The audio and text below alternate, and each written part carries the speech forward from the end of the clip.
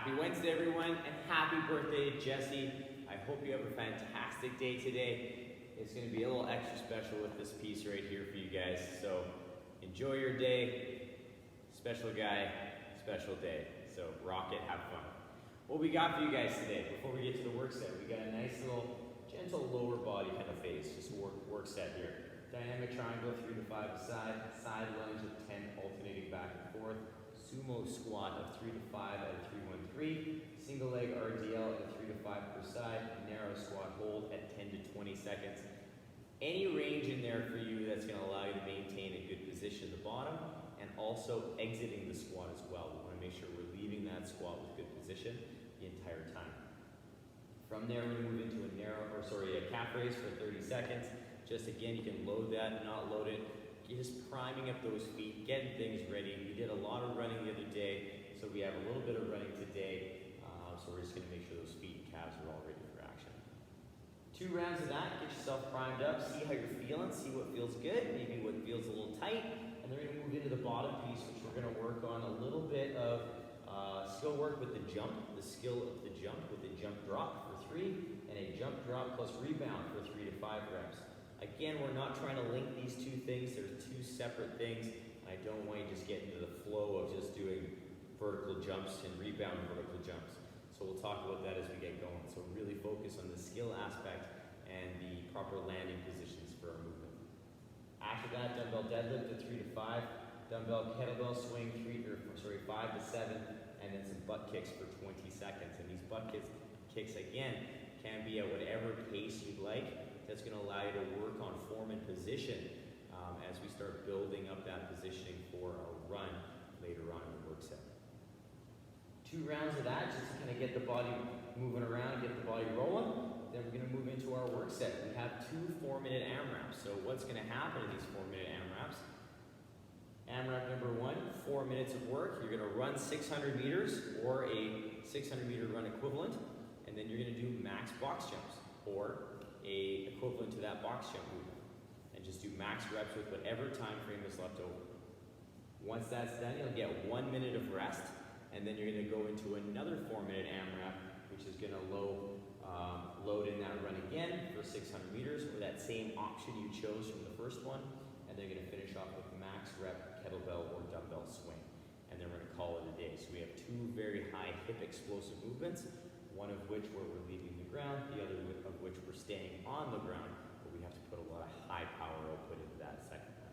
So it's going to be a good day. We'll have some fun with this one. They're short, they're quick, so explore that intensity, enjoy it, and we'll embrace our Wednesday. Let's get you primed and ready to go. All right, you guys, let's get our legs kind of fired up today. Let's get the arms up big and tall. We're going to stretch it over to one side. We're going to come back up and over to the other side. Back up overhead, we're going to shrug those shoulders. We're going to come back down with the shoulders, we're going to forward fold. We're going to touch those toes, just going to waken up those hips a bit, walk up those shins, we'll come down, frame a foot. We'll step back into our lizard, nice and square in those legs. We'll take the inside hand on that front foot. We're going to turn the torso, then we're going to come back to center. We're going to turn the torso, come back to center, and then turn the torso back to center. We're going to lower those knees, press that back hip, come back through, press the hip, come back through, and press the hip, and back through. Plant that hand, straighten out the back leg, step back into our down dog, reaching those hips. We're just going to walk the heels out, super gentle, nice and chill. Just making sure everything feels pretty good to those calves and those feet. And then from there, we'll balance it out. Coming back in that plank position, step the other foot up. Inside hand is going to lock that front foot in place. We're going to turn the torso. Then we'll come back to center, and then turn the torso. Back to center, and then turn, and back to center. We're going to lower the knee. We're going to press the hip. Come back to center. Press the hip, come back to center, and press the hip, and back to center. Plant the hand, straighten the leg, we'll step back into our down dog, reaching those hips. We're going to walk our heels out, nice and slow and steady.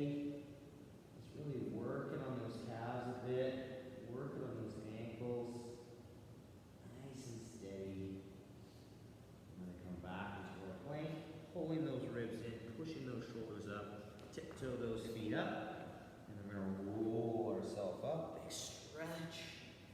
Good, big reach. And a reach. Good, we'll come back down. Woo. Let's get you fired up and ready to go, you guys. If you'd like to pause the video, take down any extra kind of movement for yourself this morning, please do so. Did a lot of upper body stuff yesterday, so a little bit of upper body love might not be a bad idea, but we're gonna get you moving in that first phase, get you guys ready for today. Our first movement of the day is gonna be a relatively familiar one. We're gonna work with that dynamic triangle again, just to kind of open up our T-spine and get those hips moving around a little bit. So we're gonna get our feet into a sumo stance. It's a nice place to start. We'll turn one toe or one foot towards the side. We're going to turn the other toe on an angle, so our hips are on this nice diagonal. Hand is going to be to the thigh. Our arm is going to be up to the ceiling. We're going to set and squeeze. We're going to pull the hip back into that nice smooth triangle as we take that body down. Our goal again with this triangle as we take that hinge is to try and stay nice and square to the side. So our body, if I was in between two panes of glass, would go nice and smooth right down between the two, and I wouldn't be coming forward with my torso. I just track this nice kind of leg position as I trace down my shin. So really focus on that hip going straight back towards the heel, which brings that body on that nice angle, and just ride that shin down. Taking your time with that, there's no tempo, but again, it's not a fast movement, it's not meant to be aggressive. Really take your time there just to feel that hip and that hinge. Our next movement, we're going to take our feet out a little wider, and we're going to move into our side lunge. But in this side lunge, I want you to think squat. So think about your good squat mechanics on taking the hip to the heel, taking that body nice and vertical. So I'm going to set my hips, kind of engaging my glutes and my ribs. I'm going to pull my hip down towards the heel, keeping my chest up nice and tall, and just taking it to the range that I feel comfortable and allow myself to stay upright. So I pull my hip to my heel, keeping that body upright, listening to my torso, listening to my posture as I work back and forth. So I'm going to turn profile so you guys can see that hip to heel position and vertical posture. So I take it down, trying to stay as upright as I can. So if you feel your body starting to lean forward like a good morning, we want to make sure we stop that range of motion so that we can build off that tall vertical posture and work on maintaining that for our squats. After the side lunge, we're going to bring our feet back to our sumo stance, and we're going to work on our sumo squat, which again is going to be exactly the same as our normal squat mechanics, except we need to push our knees out just a little bit more than normal. And when I say that, I just mean we just want to have a little bit more attention to the knees so they stay tracking the toes. With that wider stance, there's a better opportunity for those knees to collapse inwards if we're not pushing those knees out just a little extra. And it doesn't need to be a lot. We're not trying to push our feet off the floor. We're just trying to keep that nice flat foot contact and those knees tracking the toes so that they're not collapsing in as we take the body down. There's a nice tempo in that, 3-1-3, so it gives you lots of time to kind of feel that positioning out and make sure that our body stays tall and upright. After that, we're going to bring our feet in nice and narrow, and we're going to work on our RDL. And you can load or not with these, depending on what you want to get out of today's kind of open and warm up. You might want to just take it nice and easy, unload it, and just work on that kind of engagement factor of the hamstring. So I'm nice and square through the hips. I'm nice and engaged. I'm going to pull my hip back, and I'm going to take my hands down to the knee. Keeping that foot on the floor so I can really isolate that hamstring, working on that good hinge, and keeping that torso as square and as flat as I can, almost like I have a PVC or a broomstick plastered to my head, shoulders, and hips. We want to make sure we keep that body nice and rigid, nice and straight, just like a good morning or a solid deadlift. Once we've done both sides, 3 to 5 reps, we're going to come into a narrow squat stance. So that's anything inside of your normal squat stance. So it doesn't have to be right together. It can be, even if this is my regular squat stance, it could even be this, right? Depending on the day and how those legs are feeling.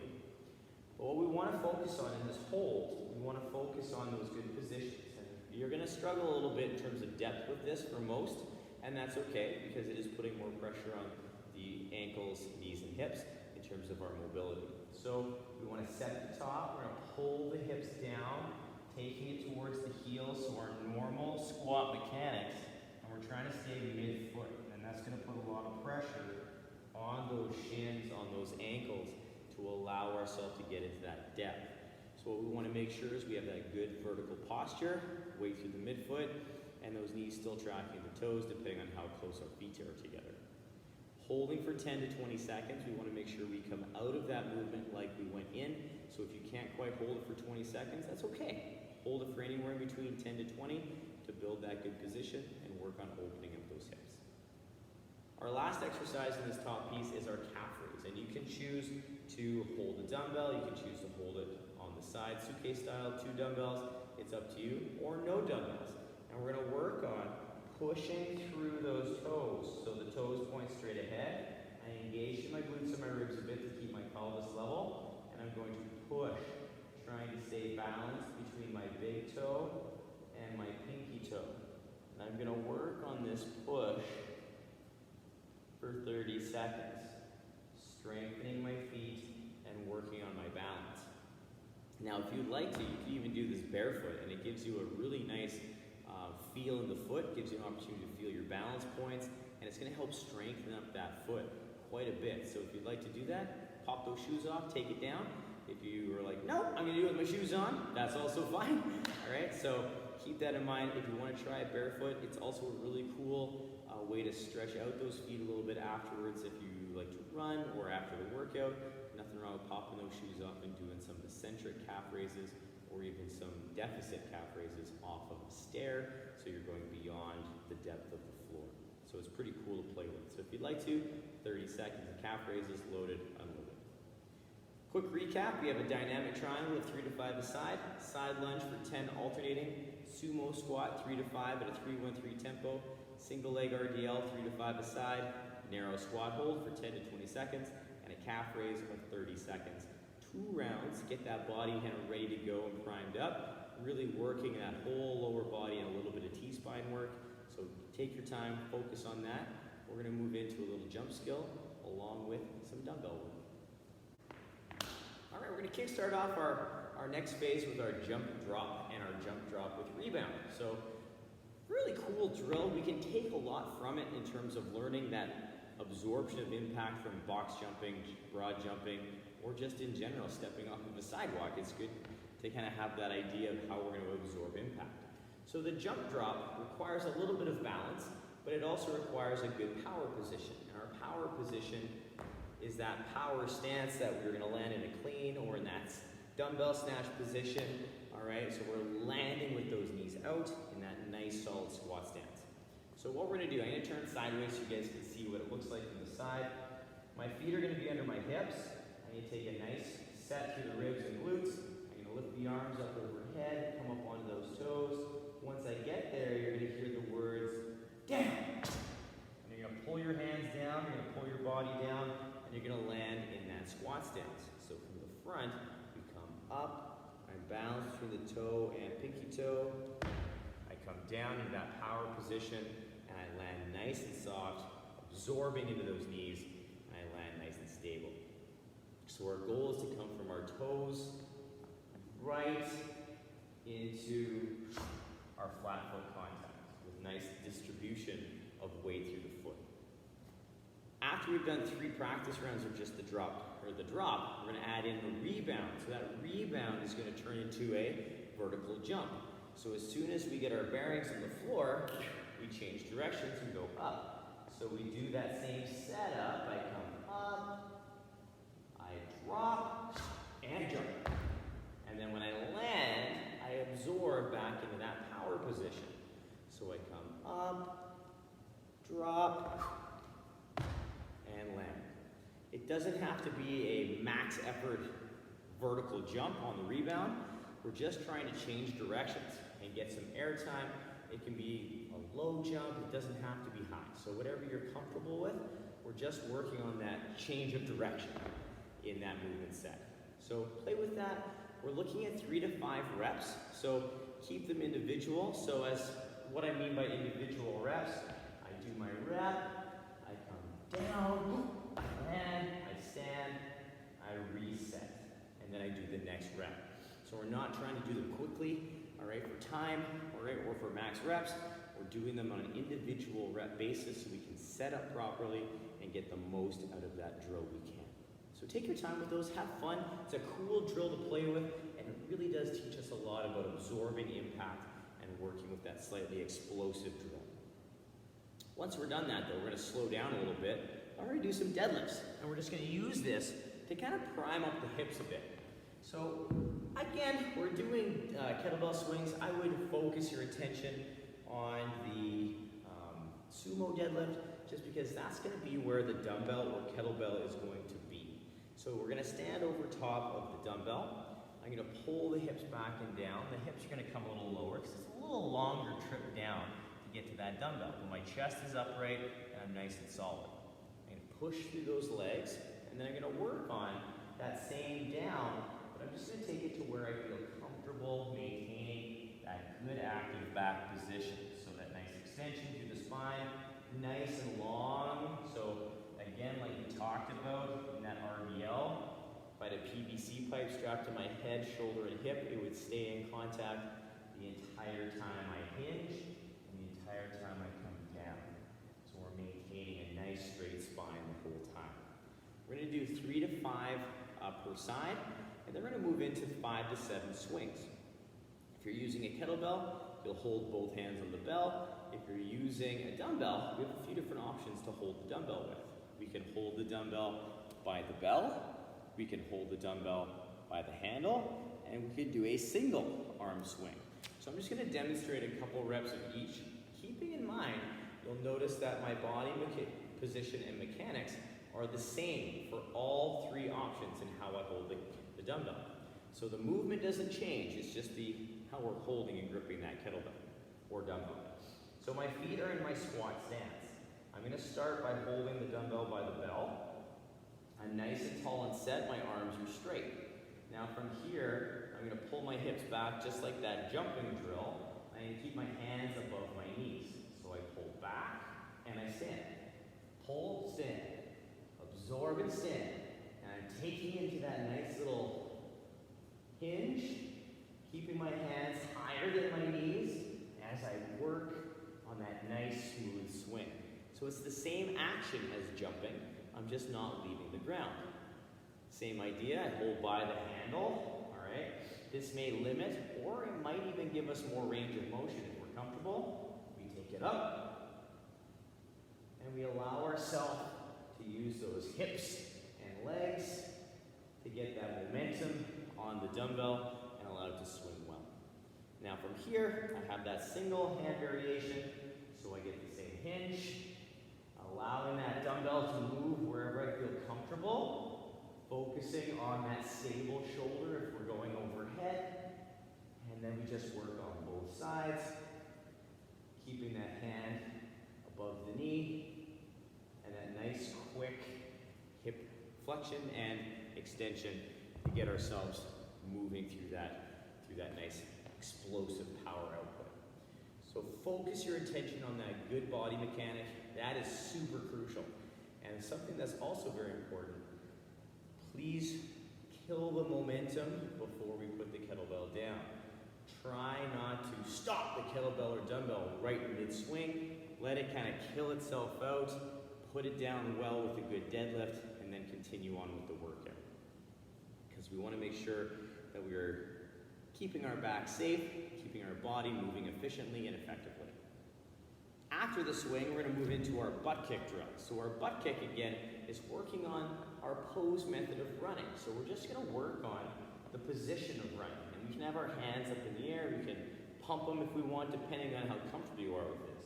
But the position we're looking for is pulling that heel right up underneath of the glute. So we create this nice figure 4 position.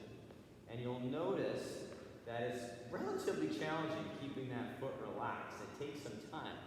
But that foot comes right up under the glute. I'm using my hamstring to pull that heel up, not my hips or quads. So if you feel your hips or quads starting to take over and get burnt out, it's probably a good indication that I'm lifting like a march opposed to lifting straight up underneath, getting that nice knee forward position. So standing march, knee comes up, butt kick, knee goes forward. So we want to try and keep that at a nice steady state pace. You could sprint it, you could run it, you could stand in place and walk it, depending on how comfortable you are with that position. It's a great drill to work on body mechanics of running. And for here today, we're just going to use it to prime up our ankles and get our feet ready for what's to come, and just practice a little bit of skill so we can start to improve our running abilities and our metcons and our recreational runs as well. So we have 20 seconds of butt kicks, working on form and position. As a quick recap, we have a jump drop for 3, jump drop plus rebound for 3 to 5, dumbbell deadlift for 3 to 5 per side, dumbbell kettlebell swing, 5 to 7 reps, and 20 seconds worth of butt kicks. 2 rounds, taking that down, get yourself ready to go. We'll move into a little practice round, and then we'll turn you loose on the work set. So the work set's coming your way. Pause the video, take down that skill work, take down that work set. We're going to talk about a couple movements in our workout today. The workout is here, everyone. Here we go. AMRAP, 4 minutes. Run 600 meters or a run equivalent. I'll have that at the workout description. And then we do max rep box jumps. So I have a box back here, but I'll have some other options in the workout description if you don't feel comfortable with an apparatus you have at home for jumping or stepping. We'll have some non-box options. But I have a box right here, so we're just going to go over the box jump and a couple of box options for you. We spent some time practicing our jump drop, so rebounding and working on that absorption. So we're going to kind of come back to that movement set and get ourselves up on the box. So if you have an apparatus, we stand relatively close, about a foot away from it, and then we get that good swing, we land soft, and we stand. We step down to save the knees and Achilles, all right, and then we do it again. Stand tall, step down. So we're working on that full extension on top of the box before we come down off the box. Now if you don't feel comfortable jumping on that apparatus, you can work on a nice step up, fully extending those legs and hips at the top of each step. You can also work on a lateral step or hop over. And personally for this, I like keeping that foot up on the box because it allows us to practice some really good knee positioning over top of the ankle. And it also takes away that option of perhaps tripping on the box as we bring that second foot down and lift it up laterally. So just gives you a really nice opportunity to work on that explosive side of that step over. Now, if you don't have a box that you feel comfortable with, we can work on 2 other specific movements in our work set, one of which we've done before, which is our broad jump. So same idea, feet are under the hips, we swing, and we jump horizontally, working on that same kind of landing. So if I was to broad jump towards you, you'll notice my knees stay out and I land as soft an absorption as I can. So I'm not trying to go max distance, I'm trying to push the jump, but I'm not trying to go so far that I can't control the landing because we have quite a few of them to get done in our work set. You can also use the broad jump in little mini works and work on some rebounds. So we work on little, and we work on those little mini jumps. As soon as you land on the ground, you're moving into that next rebound. So it's a little smaller jump, but it allows us to work on that quick response to the floor. Now in the same token, we can come back to that vertical jump that we were working on in the jump drop and work on those rebound style vertical jumps. So my feet stay under the hips, I get that good swing.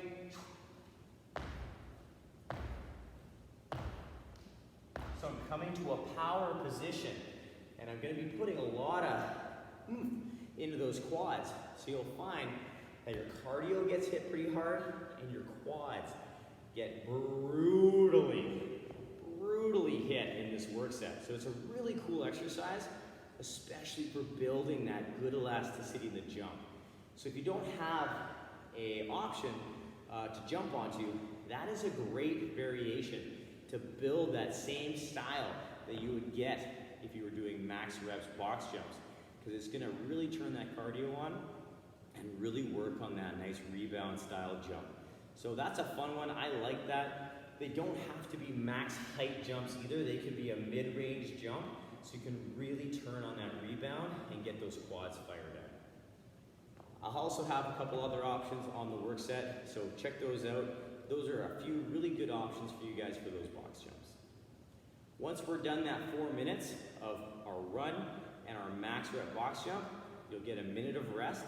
Then you're gonna start another 4-minute AMRAP with the same run, so a run of 600 meters, or that same option you chose in the first one. Then you're gonna do max rep kettlebell or deadlift or dumbbell swing. So you're gonna take down one of those options we talked about earlier with that swing, and just when you come in from the run, whatever time remaining you get, swing away. Try and get as many reps as you can in the time remaining. It doesn't have to be one set, it's just as many as you got. Rest a little bit, do some more if you have more time, depending on how fast you get that run done. It's a cool work set, you guys. It's done pretty quick, but it's very high intensity, and it gives you a really nice opportunity to work on some cool skills and just really focus on a couple key points at a time. So I hope you guys enjoy this one. Push this one a little bit, but as always, you guys, work for quality, have tons of fun, and we'll see you tomorrow for some more fun and exciting work sets. Bye, you guys.